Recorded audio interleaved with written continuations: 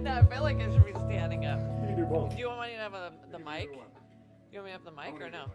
You're gonna have the mic. Okay, you're gonna have the mic. You're gonna have a mic. I'm gonna have the mic. Okay. Yes. You can hold on to this mic so you can talk when you're done. Okay. Yeah, and then you can look at your stuff. I don't know if they want you. Those are for these guys. Those are for you guys. Okay. So I don't know if they want it around here or not. Okay. Are you ready? Yep. Take this mic. For now, I'm gonna take one of the mics and. You know what? I'll just take yours and you can hand it back. You want to hand it back? Okay, we can do that. We got like 5 mics. Okay. Hey guys, thanks for being here. I'm Joe Ducey with the Better Business Bureau, and welcome to the Ignite Center here on the BBB campus here on East Missouri. I know a lot of people are joining us from Zoom. We offer that early, and a lot of questions that they have for AG Mayes. We're glad to host this for the Attorney General's office. We think it's a great opportunity for businesses, our businesses and all businesses, to be able to talk to the Attorney General about feedback from tariffs and economic impact that they're having, what they're feeling. Maybe you have things that you're doing that can help other businesses. We'd love to hear that. So if you have questions, that would be great. Our CEO and president, Matt Failing, is here. The man right yet, turning around and pretending it's not him. Corey Morales is right here as well. She's our vice president. Well, she's my boss. She's everything here as well. So anyway, the people on Zoom, I wanted to tell you that we don't have your mics on right now, but you can ask questions in chat. I will present those questions to AG Mayes, and she is here to talk about the economic impacts. And I hope you guys give some feedback. If you do have a question here, we'd like you to come up to the stand so that everybody can see you as well. If you want me to come to you, I'll do that as well. But if you can come up here, that'd be great. So here is Attorney General Kris Mayes. Thanks for being here. Thank you, Joe. Thank you, everybody, for being here. It's really a pleasure and honor to be with y'all and to be at the Better Business Bureau. This is an amazing organization, and we always love partnering with you, Joe, and with the BBB to protect consumers and to talk about our economy and to talk about the state of our business community in Arizona. We're here today in particular to talk about tariffs and the impact that these tariffs, which are really taxes on the American people, on American businesses, are having here in Arizona. Also here to sort of report back to you about what happened at the Supreme Court. So we, as some of you know, I co-led as your Attorney General the lawsuit against the Trump tariffs with the Attorney General of Oregon, Dan Rayfield. And then there was a second plaintiff in that case, and that was a plaintiff that is a business. It's actually probably a coalition of businesses that joined us in suing to try to overturn the tariffs. The arguments that we are making are that Donald Trump does not have the authority to do these tariffs in the way that he has done them, that frankly no president would have the authority to implement these tariffs, whether that was a Democrat or a Republican. Trump tried to and has implemented the tariffs under a statute called IEEPA, the International Emergency Economic Powers Act, IEEPA. Nowhere in IEEPA does the statute or did Congress mention the word tariffs. So problem number one with his authority to implement tariffs under IEEPA. Congress has delegated to the president the authority to implement tariffs in very tight and specific and constrained circumstances. But those instances are very time limited, so any president would be limited in the amount of time that he or she could implement tariffs under those delegations. IEEPA is very broad, is not time limited, and I think that's why the president did try to and has tried to implement and has implemented so far these tariffs under IEEPA. But it's illegal. These tariffs, as implemented, are illegal. So we took this case all the way to the Supreme Court. We actually won twice already. We have successfully argued in front of the Court of International Trade, which is where initially tariff-related cases go. We won in the Court of International Trade. Then we won in the Federal Circuit Court and prevailed there. And then we landed at the United States Supreme Court, where I think now 2 weeks ago, if I'm not mistaken, we made oral arguments in front of the justices. I never want to predict how the United States Supreme Court is going to rule, but what I can tell you is we felt very good coming out of those oral arguments. We felt as if and certainly I think it's objectively true that the justices were very skeptical of the president's authority to implement these tariffs in this way. The Chief Justice, John Roberts, started the entire hearing with some very skeptical questions, and then I felt like there was a mic drop moment at the end with Justice Gorsuch, also a very conservative justice, saying to the government's lawyer, didn't our founding fathers put this power to tariff or to tax in the hands of Congress, and also reminded, and I will also remind everyone, that we fought a revolutionary war over this issue. And as our founding fathers were fighting a king in Great Britain that was tariffing the colonies, taxing the colonies without representation. And so it's quite remarkable that here, hundreds of years later, we are back in front of the United States Supreme Court arguing over the same issue, which is, and my argument is that tariffs are taxes, and that if anybody is going to do this, it needs to be Congress. So I wanted to sort of lay that out for you. And again, I think very important, no, I don't think anybody is arguing that there isn't the power to issue tariffs. But no president on a whim may impose tariffs on our country and on our states and on in particular, small businesses and consumers. And so we've been having these roundtables all across the state. We had one down in Nogales recently, where we heard from small businesses, from the people who broker trade across the border, from cattle ranchers who have been, all of whom are being dramatically impacted by these tariffs. And then we had a meeting in my office where we had multiple businesses, both small and mid-sized businesses, come before us and say to us, these tariffs are having a dramatic impact on us. We had a restaurant owner say that with regard to the food that she buys. The prices of food are going up, she said. We had a furniture manufacturer come before us and say, hey, the price of what I build is going up.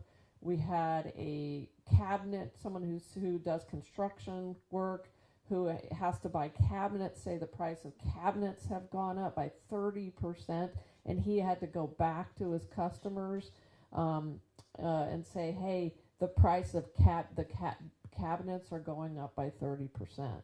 So those are some of and then we had a game manufacturer say that he feels like he's on the brink potentially of disaster and didn't know whether he was going to be able to survive a year based on the prices and what's going on with tariffs. So those are some of the stories we've heard so far. We're here to answer any questions and really hear from you.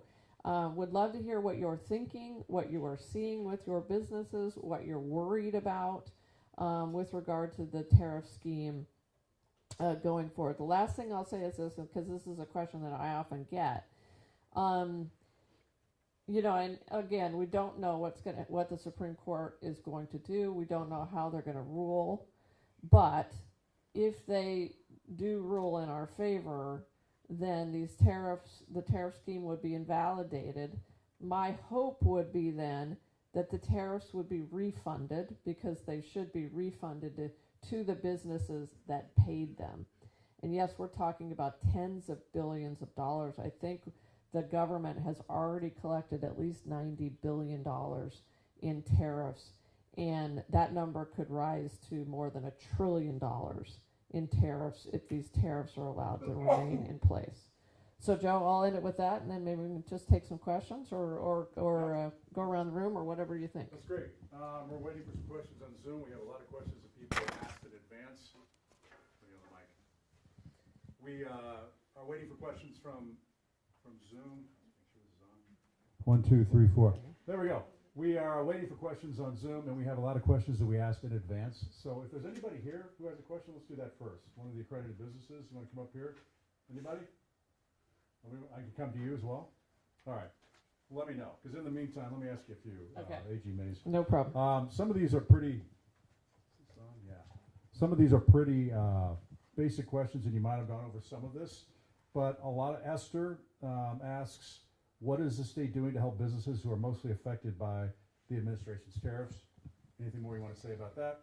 Yeah, so it's just an incredibly tough situation right now, because what we're doing is what I'm doing, and there's not a lot beyond that I can think of that we can do except try to win this case, and we can't win this case soon enough. This is critical for our economy. And certainly, if the legislature, when it comes back into session, can come up with some measures that would help alleviate the blow, especially to small businesses, I think that would be great. But ultimately, we need to win this case. I am hoping that the Supreme Court will act quickly, possibly within the next 3 months. It's possible that they could take all the way till June to issue a decision. I hope not. I think it was a good sign that they actually took the case pretty quickly and that they quickly held oral arguments. And again, it was also a really good sign that a good majority of the justices were clearly skeptical of the president's power to issue tariffs under IEEPA.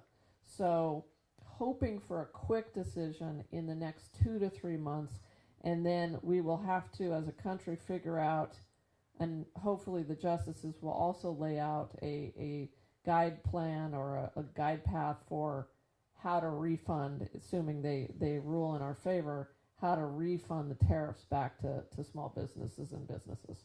Yeah, that was a couple of the questions had to do with that. What is coming back to the businesses, and also what is the government doing with the money made from tariffs? And I'll throw another one at you, and you can decide what you want to answer here. Sandy asks, what steps can Arizona take to help businesses stay competitive and stable amid ongoing tariff and trade uncertainty? Okay, the first question, Joe, can you reread that? Yeah, That's all right. Probably do them in order. Okay. One of them was, what steps can Arizona take to help businesses stay competitive and stable amid ongoing tariff and trade uncertainty? So look, I think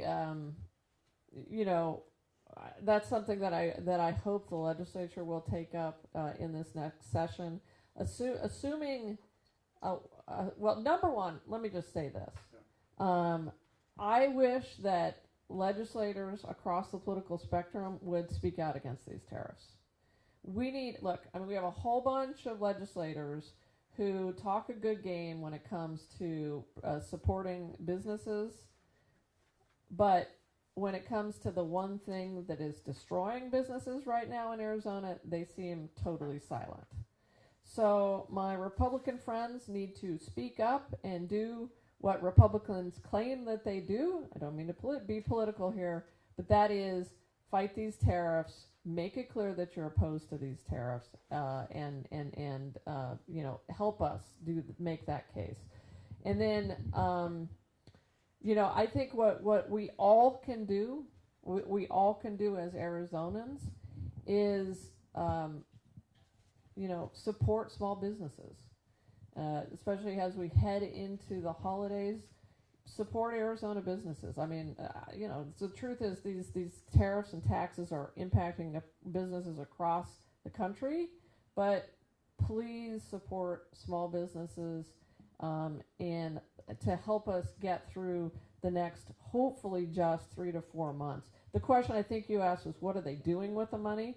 Okay, so the government, the federal government, has now collected, I think, $90 billion. Somebody can correct me in real time. Delaney's in the back. I think it's 90 to probably $100 billion by now.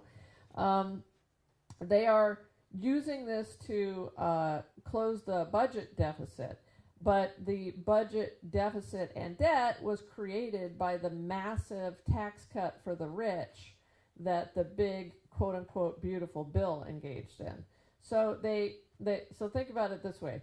They gave a massive tax cut for the wealthy away.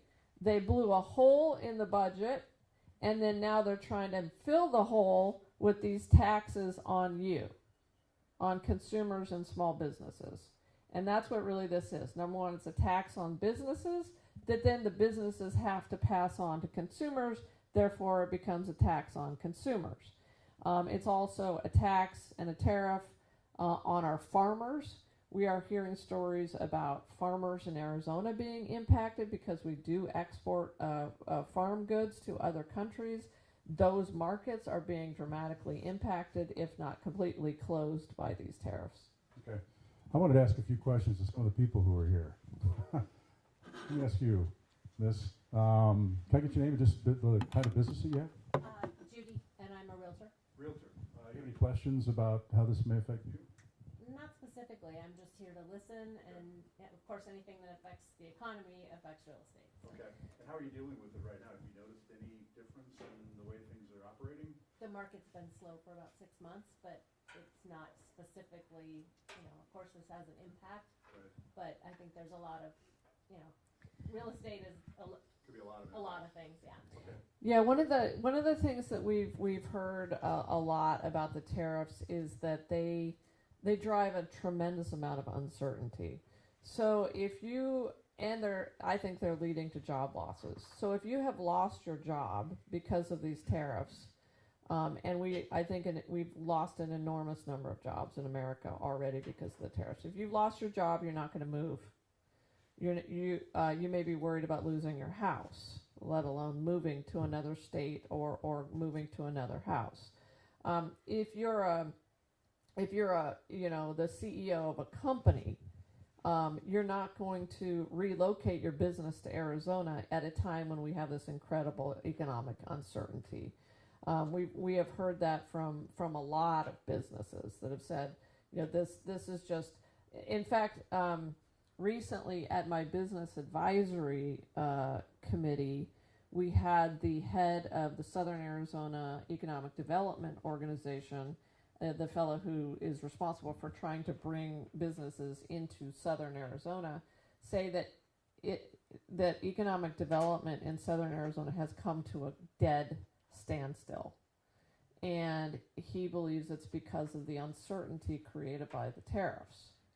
So it's hard you're right, it's hard to prove, because real estate's up and it's down, but if it is down, I would not be surprised at all if it had to do, at least to some degree, with the tariffs. And then with regard to home construction, and I don't know if there's any home builders in the room, clearly the materials that go into homes are being impacted by these tariffs. Steel, lumber, other parts that come from China. One of the things that I did when the tariffs first went into place was I called, and we were thinking about the litigation and thinking about suing Trump over this. I called the utilities, because I'm a former utility regulator, and I understand what goes into building utility systems. And I said to the utility CEOs and vice presidents that I talked to, what is this going to do to your prices and to rates?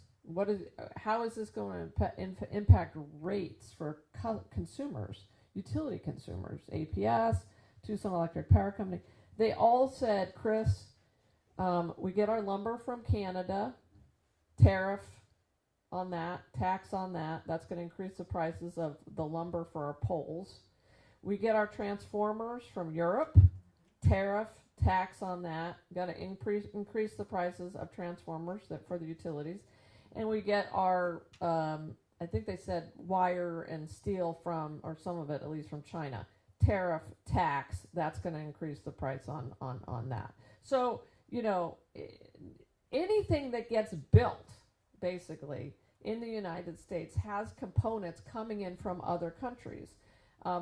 Another example, we had a manufacturer of a certain kind of good. I won't say what it is because it's a little too identifiable, and I don't know if I have her permission to talk about it. But the parts for what she sells, so it's a very important company in Arizona. The all companies are important, but you know, a fairly well-known company in Arizona. The parts are made in other countries, and they put it all together here. And she said that so they are having to eat the cost of the tariffs right now, but she doesn't know how long they're going to be able to do that going forward. And that is the pinch point, the terrible situation that I think a lot of companies are in. Small businesses don't even have that choice at this point, I don't think. I mean, this is a very large corporation that I'm talking about that has the ability to eat the costs right now associated with what she builds. But small businesses cannot do that. And we have some small businesses here today. Small business owner? Hi, my name is Ken. I just came to talk because basically tariffs are killing us. I mean, we get parts from China. I do building custom homes, commercial, residential, but every time I turn around, my prices are going up. And I tell my customer, the price went up on these tariffs. They don't care. They said, this is the price you gave me, so I'm eating money every job. I'm losing money on a lot of jobs because once you sign a contract with a customer, they don't care. You're signed, the prices are done. So you've given them the estimate how much it's going to cost, and then Correct. because of the tariffs, you're saying the price goes up. Correct. And So they you're don't having to eat that. I'm having to eat that. Okay. One job right now is costing me $110,000. Wow. Because I'm eating it, because I signed a contract with a customer, and the customer says, that's not my problem. So you're paying out of your own pocket an additional $110,000. Wow. I mean, can you? Sign a contract, my word means more than anything. So you go to a customer and you tell them are you going to lose that customer forever and piss them off, or are you going to swallow it and take it? I'll make it up on the next job. Because you're always in jobs. You lose, you make, you win. Sometimes it's always you don't know, but you don't want to make other people mad because once you piss them off, bad news travels fast. Good news never travels. I know what you mean, yeah. So it's hard for us, so I do not want to make any enemies because my word is gold. I've been doing construction, I'm second generation teaching, third generation. And my son, what means more to me than anything in the world, I can go back to my customer 10 years later and they're still happy with me. If you have customers and make it with all the tariffs, things keep going up, what happens to us? You make them mad, they tell all their friends, they're not using me. And that's my word of mouth, real estate we deal with. I mean, just having a hard time right now. How long can you keep eating the costs? So what are you doing to try to get around that? Have you had a workaround? You're eating the cost, but you keep going. You try to get more jobs, more work. You just keep going forward. You're trying to make it up, but I can't make it up. It keeps taking my deficit back further and further and further. But the question is, you can't stop work. I still order stuff. Sometimes it takes 3-4 months to order things. So now I'm trying to change everything. Let's order all my parts. Once I get money, then people at the bank, you work with the banks. They give you a draw. Okay, now I got a draw. But now the bank only gave me a draw for part of it. But I have $300,000 in parts, and the bank gives you $150,000. So what do? You have to buy all the parts and bring them in, so it costs you to bring them all in. Because if you don't, you know what happens in 6 months. Because when you go to buy them, now the parts have either doubled. 30% as a number that's going up everywhere. Because I buy wood, parts come out of Mexico for concrete, mixtures for concrete. People don't understand that. One little mixture for concrete they use here, it raises it up for us and it hurts us. So concrete's gone up. It's just crazy. It doesn't stop. But the customers do not come back to me. They look at me and they're looking, we sign a contract. Can I ask you, kind of along the lines of what Joe asked you? One of the other things that I think has been so terrible about these tariffs is that they have just been all over the board. Like one day it's, Trump says they're this, and the next day it's this. And how do you deal with that? And how do you learn about those changes in prices? How do you price your product if you don't know what the tariff is going to be 2 weeks from now? You can't price it. You're trying to price it, but here's the problem. You're bidding against 4 other people. Right. So now everybody's going to think if everybody thinks of tariffs and everybody's going to bring all the prices up, then we lose all the work. You're looking at, because I'm not the high price, I'm not the low price, I'm in the middle. Yeah. So basically I'm trying to be fair with my pricing. And I do cost plus. So on my contract, mine cost plus. They said, yeah, but this is the contract, but my cost went up. Yeah, but this is the contract we signed. It doesn't matter what you tell them. It's what they see. They remember the numbers. So that's why I try to order everything in advance now to buy all the materials up front. And it makes it really hard. So now where do you store the materials? Now if it gets damaged and it happens to it, now I'm buying it again. Now I'm paying a lot more for it. You can't win for lose right now. Before, all the Home Depot, Lowe's, all the people used to carry all these parts for us. Now they don't carry anything. That's the problem. Here, I'm doing everything by a spreadsheet. Well, we order this every month. Home Depot orders this. Home Depot used to be able to get everything. Now I go to Home Depot. They don't carry this more. They don't carry. Well, we don't sell enough of them. It's all about numbers. So if they don't sell enough of them, now they're taking it out of their inventory. So that's less money for them to spend. So it's just making it harder and harder for all of us. Now you have to go to Ace to get a certain specialty part, or I'll talk to my manufacturers, the people here in town. Well, we got to order it. That'll be 6 weeks. Dude, the house closes in a week. It's just Right. parts trying to find everything is really, really harder. Why? So just so I know. I want to make sure I'm this sorry, mic is Joe. working. Do we pick them up? I want to make sure that everybody heard you, because that was well put. That was well put. Yeah. Going back to the fact that they're not holding that inventory, or they're not. Can you explain that again, just so I understand? Like Home Depot, they used to carry. You walk in, they have all these different breakers for us, right? And they have all these different sizes and everything else. They're only keeping in the inventory what they sell now. Before, they used to keep a lot of things for us to make it easy for us. Now we walk in, I'm looking for certain breakers. They don't even keep them anymore. Well, we don't sell enough of them. We don't make any money on them, so we don't order them anymore. So it's getting harder and harder when you walk into there. You see everything. All the shelves are full, but they're not really full for what you need. Are they not stocking it and they're not making money on it because just fewer people? Well, they're having to pay more for They're it. having to pay more for stock. Yeah. They're having to pay more for stock, and it's a hard. Okay. And I respect that. But the problem is, we go to them. They want us to come to Home Depot buy it. They want to go to Lowe's. I work at Azria. I help new people learning construction, learning people flipping houses. I love teaching, but I love learning. And I'm doing all this, but every time we go to Home Depot, come to Home Depot, buy it. I can't get it there no more. So it's getting harder and harder to even the manufacturers. I got to order it for you. Now I have to think ahead when I want to order things. Now if you need a panel for SRP, APS, we don't have any right now. We're on backstock because everything's on backstock. So SRP, APS only uses certain panels. Okay. Now I need a certain panel. Sometimes it takes me 4 to 6 weeks to get it. And the house, so I'm always ahead of when I start to build a house now. I have to think all the way to the end now to buy things now, not later. Before, you used to be able to go buy it in the store, buy it in stock, they'd have it. Nobody's keeping stock no more. Nobody has the money. This tariffs are taking too long. Everything's costing more money. They buy wire. Wire was crazy. Wire went sky high. I bought pallets of wire. If I didn't, my customers would have been it would have cost me a fortune. So I buy things and droves of things to stock it. So I'm at my house, I got my backyard, I got my garage, I got storage units, everything full of parts to help my customers. They don't know this, I don't tell them this, because I'm trying to help myself. And I have other small businesses doing the same thing. We're trying to buy stock and hold it in there. And that's the hard thing. But when you need all the little things to run out of it, where do you get it? You have to think way ahead now. You can't do like old school. Go buy it, order it, it's done a couple days later. Prime, you can do that on a lot of things, but not for construction. We can get some parts, but sometimes you have to order things online from Prime to get valves and different things because my manufacturer can't even get it, but Prime has it. So if the tariffs were to continue to go on for another year or 2 years, what would happen to you and to the industry, your industry? It's just the bottom dollar. it's hard enough now. We're losing people don't want to do the trades no more. All the younger generation, nobody wants to work. I'm the older one. I'm still out there using my hands, building and else. The younger generation don't want to do with construction because it's too hard. I respect that because they're used to computers. When I grew up, you go outside and you play outside all day. You had a great day. You never came in the house. His parents bring you in the house. Now you can't get the kids out of the room. But nobody wants to build anymore. Construction don't want to build anymore. So we're running two different ways. The tariff is as pushing prices up. Everybody wants to build everything with robots. You know, it's like, okay, how are you going to build the custom houses? How are you going to build these? How are you going to do the multifamily? Well, China, they're building them in a factory that they build them and they bring it out and they put it together. But you still need people to do this.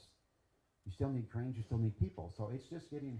But specifically with regard to the issue that you identified, like the price, Yeah. you're buying in bulk, trying to get as much in as you can to I assume try to get ahead of the tariffs. Yes. Or get stuff in stock.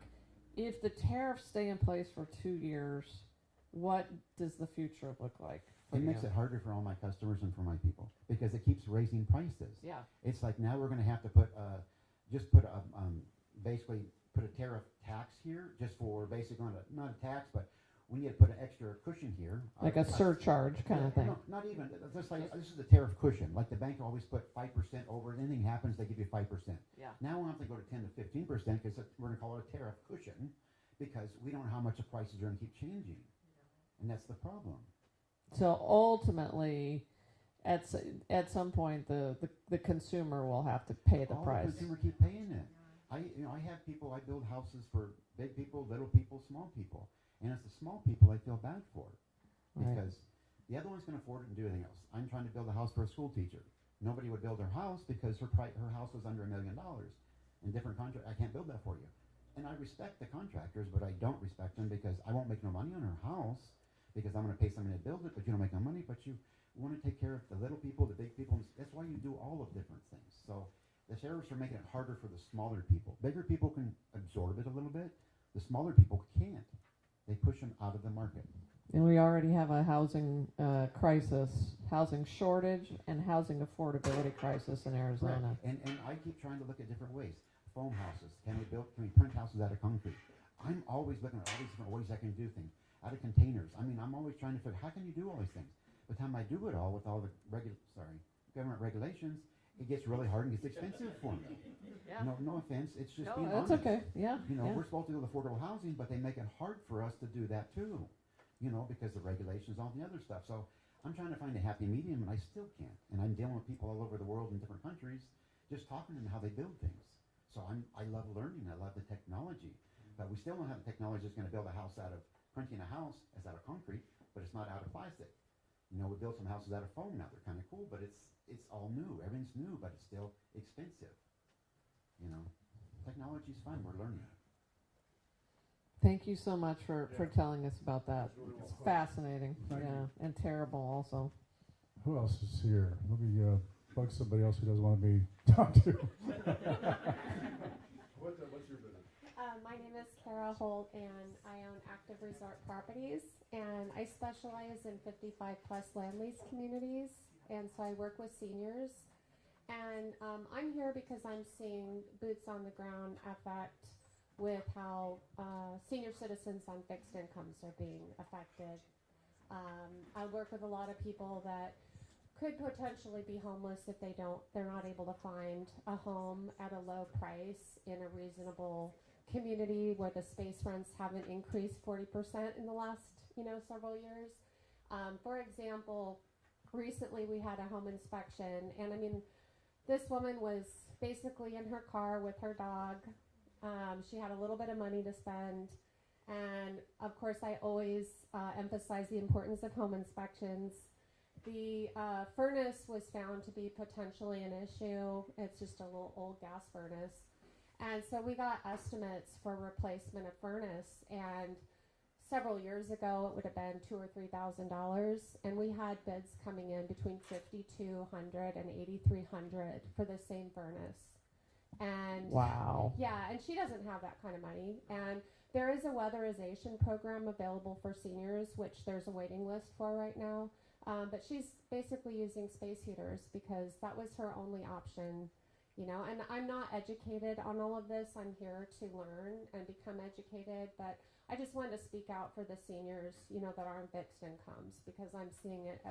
I'm seeing them being affected, and I'm also hearing from people that have been in construction, have been in the trades, that were getting 50 to 60 hours of work a week that are now only getting 30 hours if they're lucky, and also having to sell their homes because they can't afford the space rent. So, like I said, I don't know a lot about this. I'm here to become educated. So. No, I appreciate that.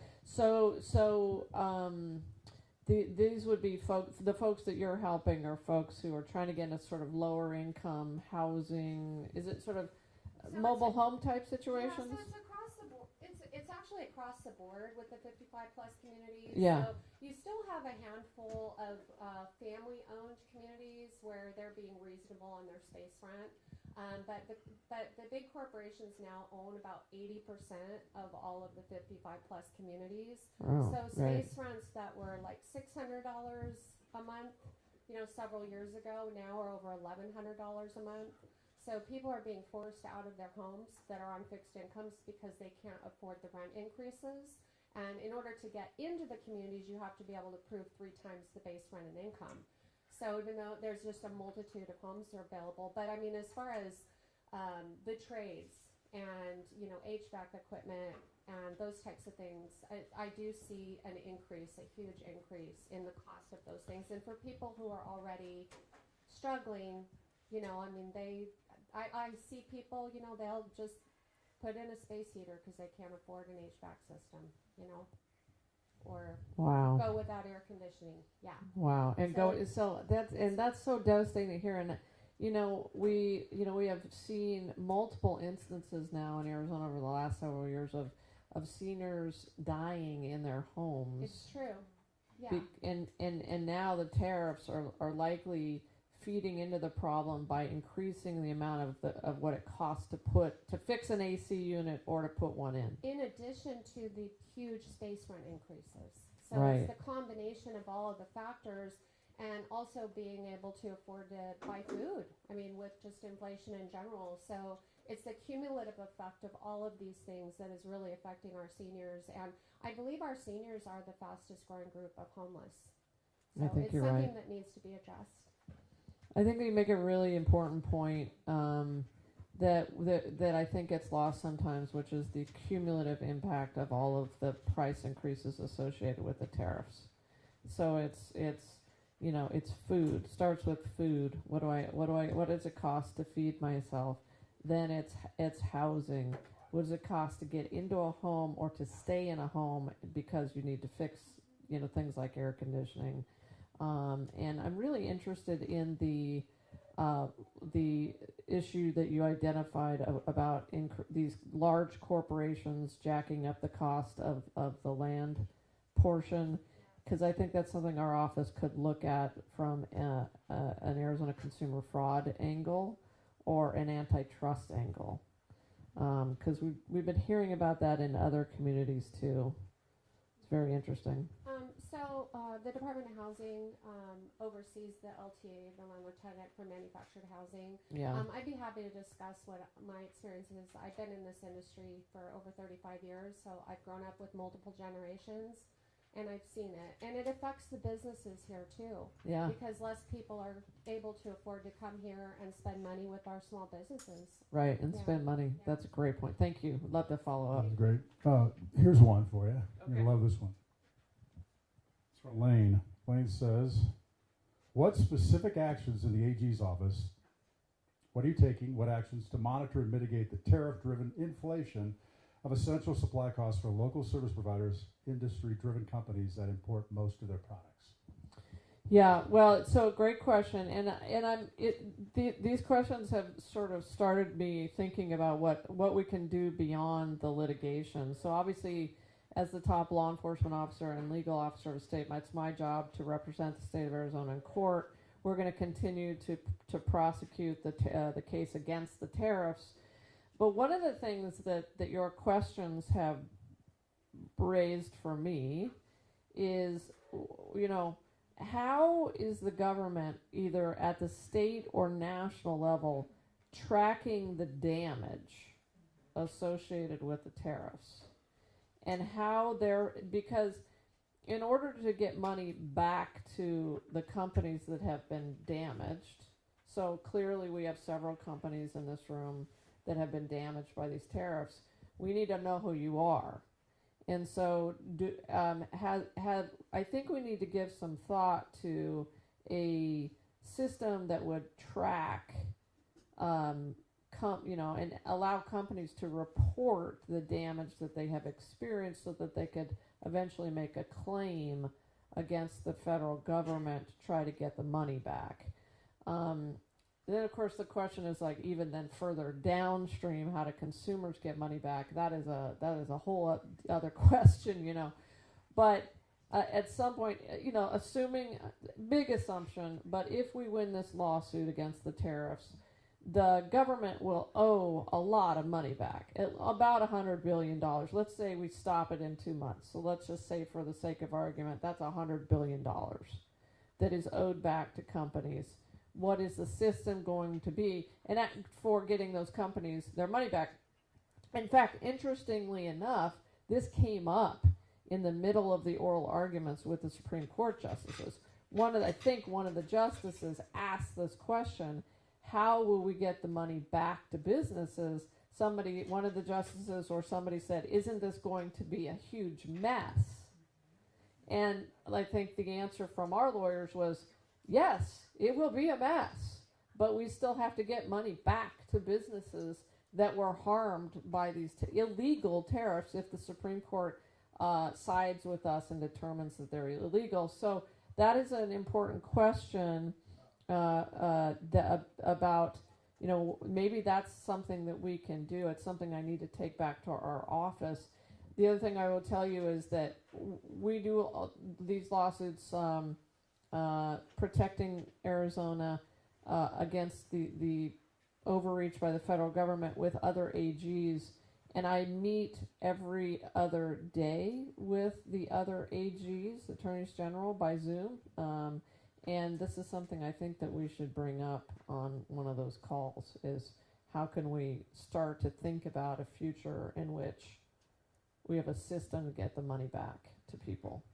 And a stimulus package for businesses, right? That's what John wants to know. Yeah, honestly, I think so. Right now Congress is so dysfunctional. It's hard to even talk about a stimulus package for small businesses or businesses. But if I were in Congress, that's exactly what I would be talking about. I would also be passing legislation to make it clear to the president that he does not have this authority under IEPA to do these tariffs. And I think that there has been legislation crafted, but yes, at the state level, maybe some stimulus. It's hard because, we're already dealing with a budget deficit, which is already probably exacerbated by the tariffs and by the impact to our economic development, to the point about people don't have money to spend in our economy. That then rolls down to people are paying less in taxes. That leads to less revenue at the state level. But yes, I think given what we are clearly seeing and hearing from especially small businesses and mid-sized businesses in Arizona, we are on the brink of catastrophe in this state as a result of these tariffs. We are absolutely on the brink of disaster caused by these tariffs, which are taxes, and that's why we're fighting so hard to end them as soon as we possibly can, so that you guys can go back to business the way that you have been doing. We talked earlier, you're a native Arizonan like me for your whole life, so that you're not dealing. It's hard enough to do business in this state, either as a realtor or in construction. It's hard enough, and then to add on top of it tariffs, it's just like absolutely potentially catastrophic. So, all right, let me ask a couple of you guys. What business do you have? My name is Brian Flowers, and I've started AZ Kris Inventions 2 years ago to make floral designs, and it's a disposable income-driven small business. And there just isn't much disposable income in the last 6 to 9 months. So I came here to listen to how can I take advantage of what's left. Boy, that is so interesting. So you do flower designs basically, or okay, floral creations. Yeah, I mean, this is exactly what we're talking about. This is exactly, the tariffs have been a disaster for our entire economy. We are either in a recession or headed into a recession right now, and the best way we can course correct from that situation is to eliminate the tariffs. We cut this snake off at the head, and I think we start to recover as a country. I really do. It is the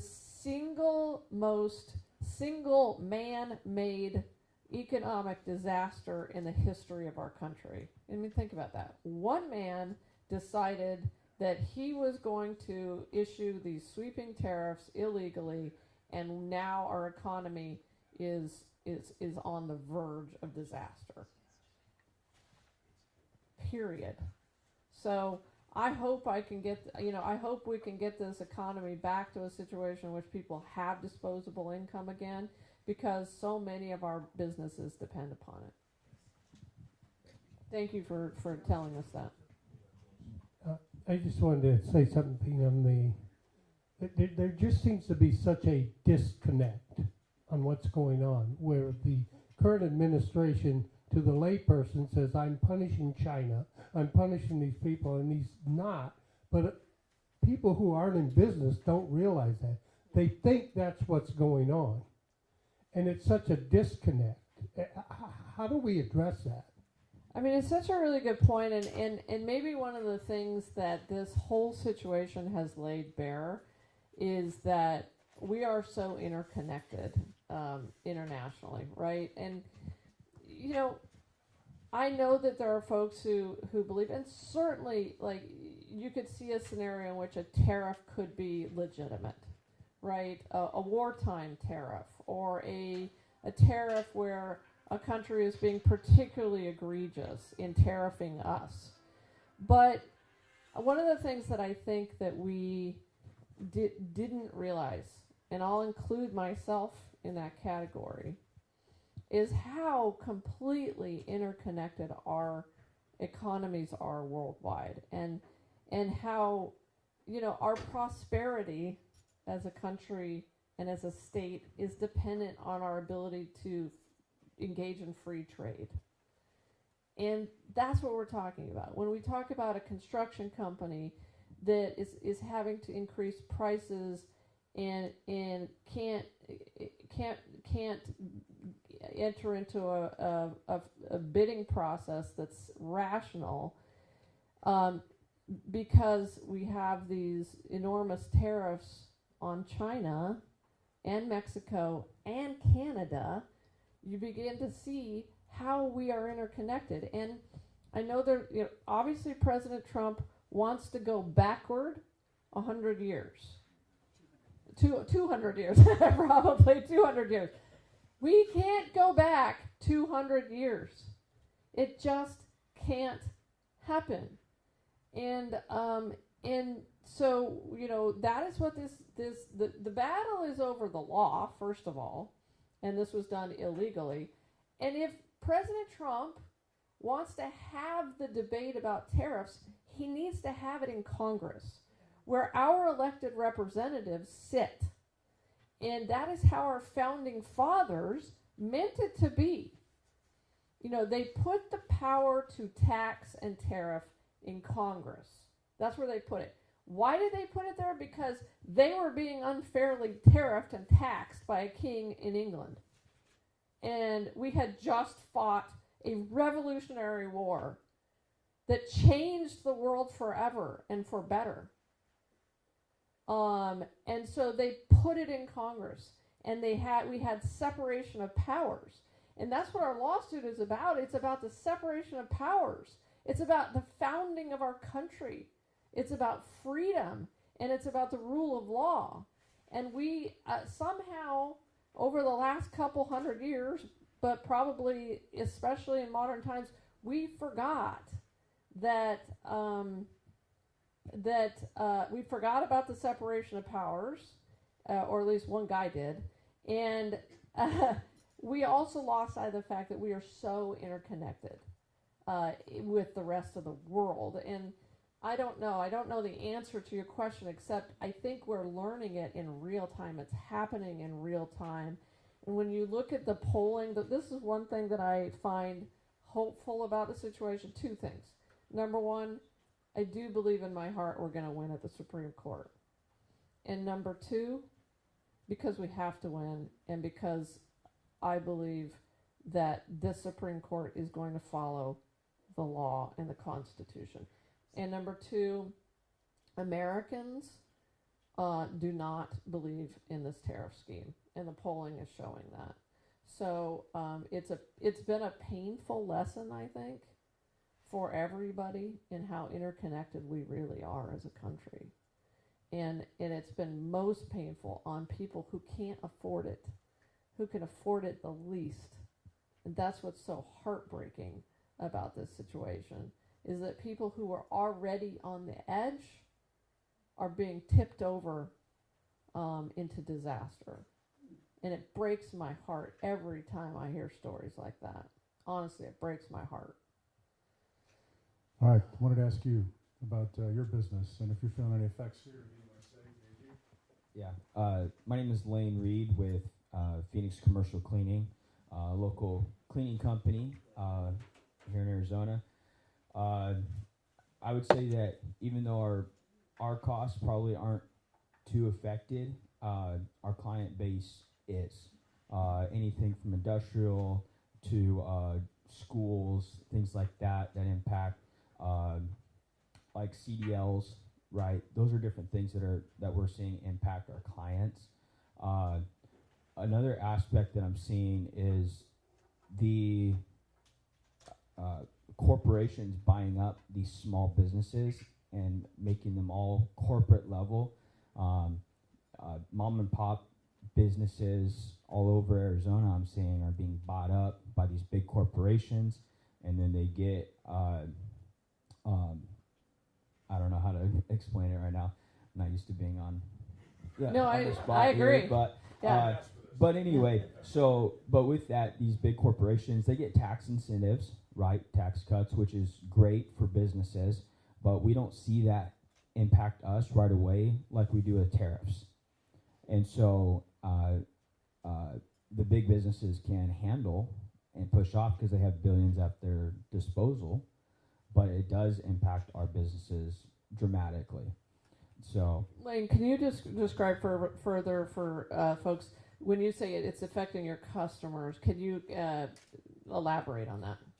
For example, so any customers that we have that are in industrial wholesale, where they import supplies from different countries and they assemble them here, we're on that end of side of things where if they have a 50 or 30% increase in their cost of goods, they go into limp mode and they lay off people, and then they try to find any way they can to cut their own expenses, which sometimes happens to be cleaning companies. So we are seeing that effect. We haven't lost any customers yet, which is fantastic. They love us.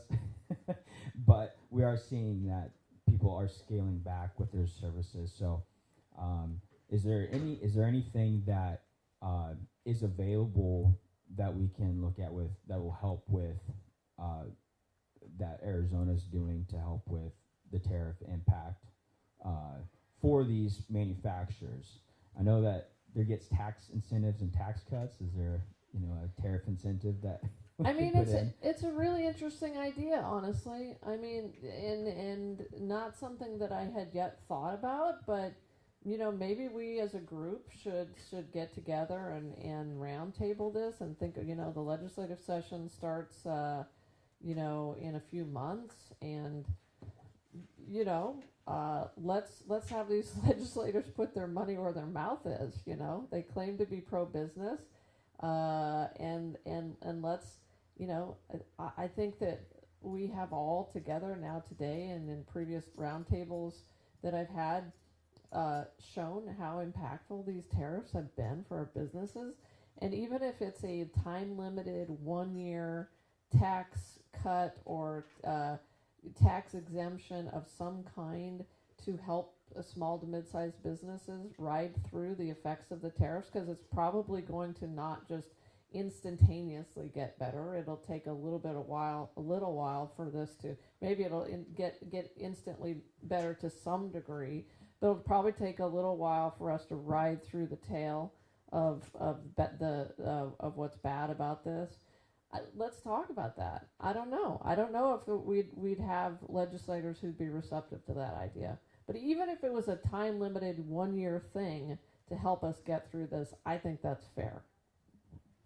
That's a good question. Yeah, we have probably 80 questions here. A lot of them have to do with the same thing, and that is, can we get some kind of rebate or something for a stimulus package for the businesses that are affected by the tariffs? And you've answered that question a little bit here. Bill, did you have any thoughts? Bill Mundell is my chief deputy at the AG's office, and I noticed the look on his face that. Well, no, I want to just elaborate on what the Attorney General said. I think we need to work with the legislature and the governor's office to look at what we can do on a state level, and then also work with our congressional delegation on the federal level. And then I just want, since I've got the mic, just a couple other things I want to talk about what you've done to help businesses indirectly. When we fought the SNAP benefits, which trickle down and impact people. Yeah, we fought the cuts. Thank you. And we also we're talking about real estate over here. Obviously, water is very important for our growth, and our office has also been litigating a number of lawsuits to protect water, especially in rural Arizona. So.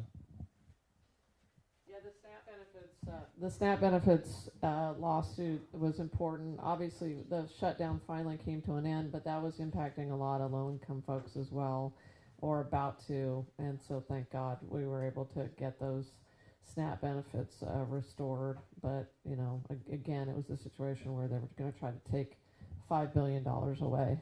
Yeah. I want to get to the back of the room here and not leave you guys out. Hi. What's your name? My name is Eric Lee. And Eric, what kind of business do you have? Are you feeling anything? What's it like doing business right now with the kind of economic uncertainty? First, this is Esther, my wife. We own a group home business on DDD, and we are operating in 2 zones. The tariff is affecting our business in terms of feeding the members we have in our home. A few months ago, or up to last year, we were spending max $300 for grocery, but now we spend pretty close to $700 just per house. And we just got a second home in Gala County. So when you add the feeding for the 5 members we have, we are spending pretty close to $1,000 for grocery on a monthly basis. So the tariff is affecting our operation in terms of the current situation. Thank you. That's a really important point, and that probably goes for anyone who's providing food as a part of a business or school. Think about schools and school lunches, any hospitals that provide food, or you name it, across the board. And we see food costs going up. It was just, as I said, I was just on the border with Mexico. We import a lot of goods, a lot of fruits, vegetables, and cattle across the border. Those costs are all skyrocketing right now. And I know the president lowered some tariffs on a couple of goods, like cocoa, coffee, and bananas, maybe, but not everything else. So it's a problem. Thank you for speaking up. Appreciate it. Okay, I'm getting the no over here, so we'll go this way. That's okay. Anybody else have anything they want to say? Oh yeah, definitely. Kris, you want to say something? Yes, I do. I just wanted to know, when I go to these meetings, I love to educate myself, but do you have a call to action that we can actually do something instead of, I know we talk about the problems, but I want to try and solve it. What can we do as a business owner and as a citizen? Thanks.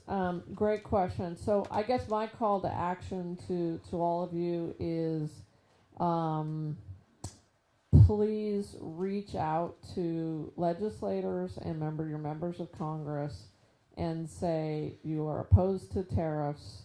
These are taxes. This express to them and be specific. Write to them in the same way you've talked to me. Tell them your stories, especially if you're a business, but regardless of who you are, tell them the story of how this is impacting the cost of food or the cost of an air conditioning unit or the cost of wood and wire. And so reach out to legislators, and then if you are interested in this idea of some sort of relief at the legislative level, we will work with you on that, but also reach out to your legislator and talk to them about it. Because I think there's a feeling out there that this is somebody else's problem. And, it's not somebody else's problem. We need a Congress that will stand up for itself, right? I mean, when you think about it, you have 23 Democratic AGs. We didn't have any Republicans join us, weirdly, on this lawsuit. And what we're arguing is basically for Congress's rights. So we're making a separation of powers argument on behalf of Congress, and it's the state AGs that are doing that. So we need Congress to start doing its job. And part of doing your job is standing up for the Constitution and your prerogatives, your rights. I mean, obviously the AGs will continue to do that. And trust me, I know that there are Republican AGs who would love to be a part of this lawsuit, but feel like they can't because Trump is on the other side of it. But Congress ultimately needs to seize its own power back and stand up for itself. And until we have a Congress that's willing to do that, we're going to have these kinds of problems going forward. But hopefully the Supreme Court will, rule in our favor. So I guess that would be my call to action. Bill, can you think of anything else?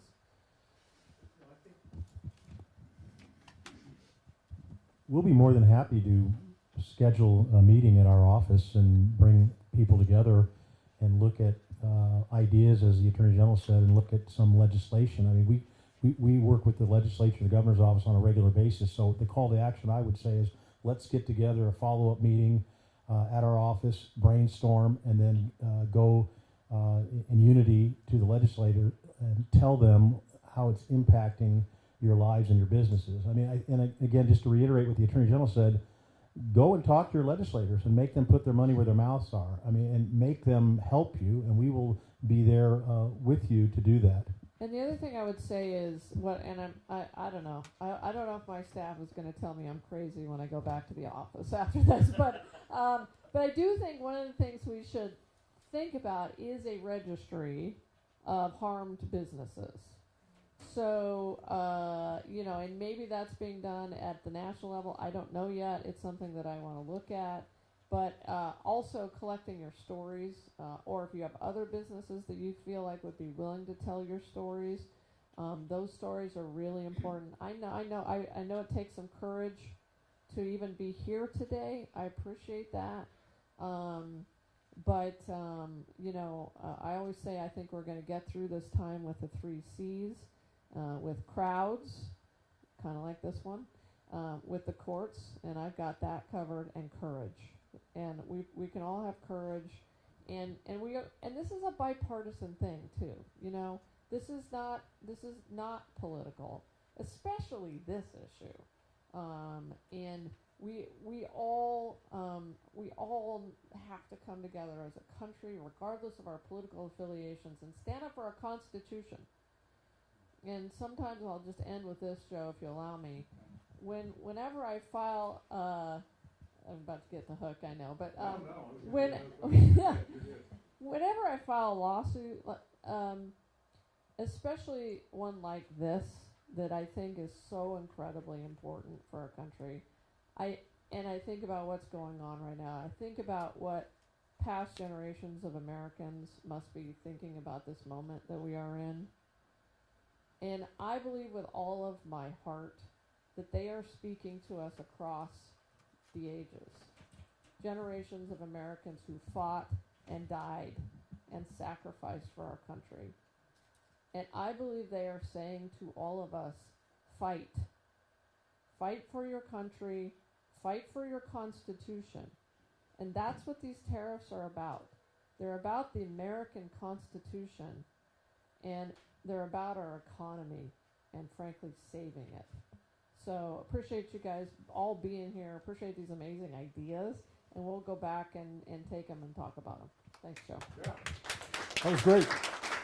Thank you. And I think another question was here. A lot of people are asking questions about what can businesses do. And I was going to talk to maybe one of the businesses here to try to negate some of the harms that are coming, they say, from the tariffs. Are there things that you as a business are doing to kind of prevent that from happening? Is there anybody who has anything? I feel like I need to ask it because a lot of people asked it. Anything you're doing in particular? You guys? We kind of went over some of this, but is there Kind anything? of buying forward, I guess. Yeah, is that it? And what you can do is buying forward right now. That's the whole thing. But you can't see the future. I can't see the future. I said I try to buy forward to bring it in to make it easier for all my customers. But I'm only a small company. I can't buy all this big places, big warehouses and stuff like big people do. Yeah. You know, even the big warehouses I go to that do all the supply items. You walk into them, they used to be full of parts everywhere. Now you walk into big empty warehouses. It's just totally changed everywhere. The environment's changing, but it's supposed to be we the people. You know, we're supposed to be here for each other. And right now, I don't feel that way anymore. Yeah. It's like we're for each other. I'm not that way. I'm old school. Respect for women. Everything's done by handshake. That's old school to me. I wish it would come back. Something simple on that part. Yeah, okay, that was great, guys. Thank you for your Thank you questions all. and all. Appreciate Appreciate it. Thank you for being here. AG Mayes. Yep, all right. Thank you all.